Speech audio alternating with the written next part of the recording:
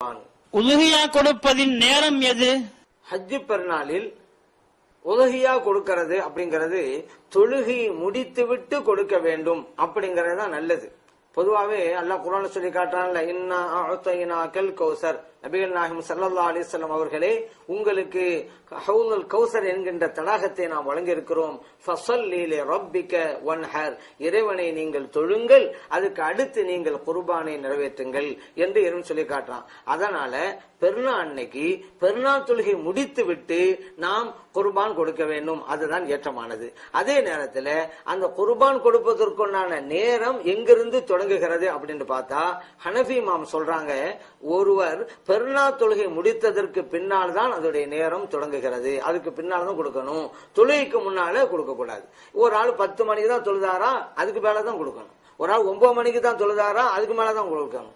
தொழுகைக்கு முன்னால குர்பான் கொடுத்தா அது நிறைவேறாது என்பது ஹனீஃபா இமாமுடைய கருத்து. ஷாஃபி இமாம் சொல்றாங்க, சூரியன் உதித்த பின்னால ஒரு 15 நிமிஷம் கழித்தது பின்னால் ஒருவர் 2 ரக்காத் பெருநாள் தொழுகை தொழுகிறாரு, 2 ரக்காத்துன்னு வச்சுக்கிறோங்க. அப்புறம் அதுக்கு அடுத்து 2 ஹுத்பா, 2 ரக்காத் தொழுவதற்கும் 2 ஹுத்பா பிரசங்கம் நடைபெறுவதற்கும் எவ்வளவு நேரம் ஆகுமோ அந்த நேரம் முடிந்து விட்டால் உதுஹியாவுடைய நேரம் துவங்கி விடுகிறது. இவர் தொழாமல் இருந்தாலும் கூட இவர் உதுஹியா நிறைவேற்றினால் கூடத்தான் செய்யும். அதே நேரத்தில் இவர் தொழுதுவிட்டு அந்த உதுஹியா நிறைவேற்றினால் தான் மிக நல்லது அப்படின்னு. ஏன் இப்படி ஒரு கருத்து வேறுபாடு ஏன் ஏற்பட்டதுன்னு கேட்டா, நபிகள் நாயகம் ஸல்லல்லாஹு அலைஹி வஸல்லம் அவங்க சொல்லி தந்தாங்க, நாம் இன்றைய பெருநாள் அன்னைக்கு முதலாக தொழ வேண்டும், அதற்கு அடுத்து தான் குர்பான் கொடுக்க வேண்டும். இந்த ஒருவர் தொழாமல் ஒரு குர்பான் கொடுக்கிறார் அப்படின்னு சொன்னா அவர் குர்பானுக்காக வேண்டி பிராணி அறுக்கல, அவர் மாமிசத்திற்காக அந்த கரியை பெற வேண்டும் என்பதற்காகத்தான் அந்த பிராணி அறுத்திருக்கிறார் என்றாகும் என்று நபிகள் நாயகம் ஸல்லல்லாஹு அலைஹி வஸல்லம் சொல்லி தந்திருக்கிறாங்க. இந்த ஹதீஸ் புகாரி முஸ்லிமிலே எல்லாம் பதிவு செய்யப்பட்டிருக்கிறது.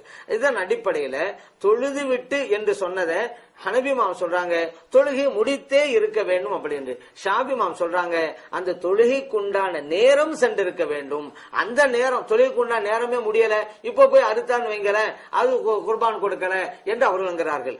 தொழுகை என்று ஸல்லல்லாஹு சொன்னதை ஹனபி இமாம் தொழுதே முடித்திருக்க வேண்டும் என்று விளக்கம் தருகிறார்கள். ஷாஃபி இமாம் தொழுகைக்குண்டான நேரம் சென்றதற்கு பின்னால் என்று விளக்கம் தருகிறார்கள். அப்ப ஷாஃபி இமாமா இருந்தாலும் சரி, ஹனபி இமாம் தான் சரி, அவங்க சொல்ற சட்டமெல்லாம் குர்ஆனை ஹதீஸை ஆய்வு பண்ணி தான் சொல்றாங்க, நம்ம புரிஞ்சுக்கிறோம். அதனால ஷாஃபி மதுஹப்னு சொல்லுவோம், ஹனபி மதுஹப்னு சொல்லுவோம். அந்த சட்டங்களுக்கு பின்னால குர்ஆனுடைய வசனங்கள் இருக்கும் அல்லது ஹதீஸ்கள் இருக்கும், அப்படிங்க புரிஞ்சு கொள்வோம். ஆனா இன்னைக்கு மதுஹப் வேணாம், நம்ம குர்ஆன் ஹதீஸே போதும் என்று சில பேர் சொல்லுவாங்க. அவங்க பின்னால் நீங்க போனீங்களாக்கா குர்ஆனும் இருக்காது, ஹதீஸும் இருக்காது. இப்படி தேமையோட கொள்கை தான் அங்க உட்கார்ந்துட்டு இருக்கும். இப்னு அப்துல் வஹாபுடைய கொள்கை தான் இருக்கும். இப்னு அப்துல் வஹாபுடைய கொள்கையையும் இப்னு தைமியாவுடைய கொள்கையும் சொன்னா மக்கள் எடுக்க மாட்டாருங்கிறதுனால குர்ஆனை சொல்றோம், ஹதீஸ் சொல்றோம், வாங்க அப்படின்னு சொல்லிட்டு குர்ஆனுக்கும் ஹதீஸுக்கும் மாற்றமான கருத்தை சொல்றாங்க. ஆனா நாமோ ஷாஃபிங்கிறோம், ஹனபிங்கிறோம். ஆனா இந்த சட்டங்கள் எல்லாமே குர்ஆன் ஹதீஸாகத்தான் இருக்கிறது அப்படிங்கறத நாம் அறிந்து கொள்ள வேண்டும். அப்போ நம்ம உதுஹியா கொடுக்கறதுடைய நேரத்தினுடைய தொடக்கம் என்ன அப்படிங்கறத நம்ம புரிஞ்சுக்கிட்டோம். சரி, இதனுடைய கடைசி நேரம் எது அப்படின்னு கேட்டா ஹனபி இமாம் சொல்றாங்க பெருநாள் கழித்து 2 நாட்கள் வரைக்கும் கொடுக்கலாம் அப்படின்னு. ஷாஃபி இமாம் சொல்றாங்க பெருநாள் கழித்து 3 நாட்கள் வரை கொடுக்கலாம் அப்படின்னு. இந்த கருத்து வேறுபாடு ஏற்பட்டது காரணம் என்ன? நபிகள் நாயகம் ஸல்லல்லாஹு அலைஹி வஸல்லம் அவர்கள் சொல்லி தந்த ஹதீஸ்களுடைய ஆய்வு தான் காரணம் அப்படிங்கறத நாம் அறிந்து கொள்ள வேண்டும். ஏனென்றால் நபிகள் நாயகம் ஸல்லல்லாஹு அலைஹி வஸல்லம் சொல்றாங்க இந்த உதுஹியா கொடுக்கிறதுங்கிறது ஹஜ் பெருநாளுக்கு பிறகு 2 நாட்கள் வரை கொடுக்கலாம் அப்படின்னாங்க. இந்த ஹதீஸ் முவத்தாவிலே பதிவு செய்யப்பட்டிருக்கிறது. இந்த ஹதீஸை தான் அபூ ஹனீஃபா ரஹ்மத்துல்லாஹி அலைஹி அவர்கள் ஆதாரம் எடுத்திருக்கிறார்கள். ஸல்லல்லாஹு சொல்லிட்டாங்கல்ல பெருநாளுக்கு பிறகு 2 நாட்கள், அதனால பெருநாள் அன்னைக்கும் உதுஹியா கொடுக்கலாம், அதுக்கு அடுத்து 2 நாட்கள் பிற 11 பிற 12 அந்த நாட்கள்ல கொடுக்கலாம் என்று இமாம் அபூ ஹனீஃபா ரஹ்மத்துல்லாஹி அவங்க சொல்றாங்க. ஷாஃபி இமாம் சொல்றாங்க நபிகள் நாயகம் ஸல்லல்லாஹு அலைஹி வஸல்லம் அவர்கள் இன்னொரு ஹதீஸ்ல சொல்லி தந்தாங்க அய்யாமுத் தஷ்ரீக், தஷ்ரீக் உடைய நாட்கள் அனைத்தும் உதுஹியா கொடுப்பதற்கு ஏற்றமானது அப்படின்னு. இந்த ஹதீஸ் அஹ்மதுல பதிவு செய்யப்பட்டிருக்கு, இப்னு ஹிப்பானிலும் பதிவு செய்யப்பட்டிருக்கு. இந்த ஹதீஸின் அடிப்படையிலே தான் ஷாஃபி இமாம் சொல்றாங்க ஹஜ் பெருநாள் அன்னைக்கும் கொடுக்கலாம், அதுக்கு அடுத்து அய்யாமு தஷ்ரீக்குடைய 3 நாட்கள் கொடுக்கலாம், பிற 11 பிற 12 பிற 13 பாத்தீங்களா, ஹனஃபிமா ஒரு சட்டத்தை சொல்றதுக்கும் அது மொத்தால பதிவு செய்யப்பட்ட ஹதீஸ் தான் ஆதாரம். ஷாஃபி இமாம் ஒரு சட்டத்தை சொன்னதுக்கு அஹ்மதிலே இப்னு ஹிப்பானிலே பதிவு செய்யப்பட்ட ஹதீஸ் தான் ஆதாரம்.